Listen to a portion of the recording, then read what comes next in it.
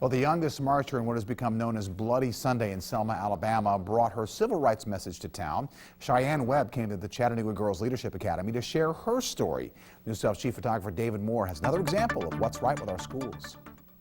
When I had the opportunity to meet Dr. Martin Luther King, my life changed without me really even knowing it. I'm here today to celebrate the commemoration of Dr. Martin Luther King's birthday. I get the opportunity to speak across the country to young people as it relates to the civil rights era that took place in Selma, Alabama. But what was the most traumatic experience of my life in that movement was when I participated on the Bloody Sunday March.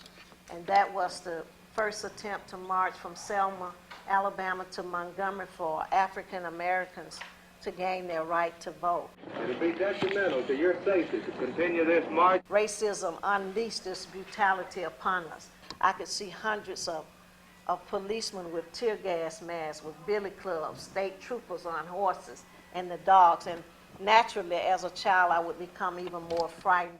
It was kind of emotional because of how I knew she felt and how she was very determined and kept going. I was crying. I was just devastated based upon what I had witnessed and experienced on that Edmonds Pettus Bridge. She was a courageous little girl to go out and step forward.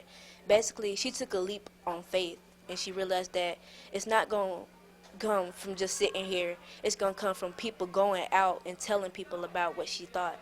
And it's also encouraging to me to ensure that they understand that right now it's important for them to do something to make a difference, not just in their lives, but also in the lives of others.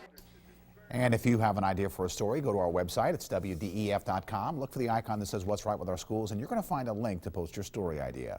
Now, from the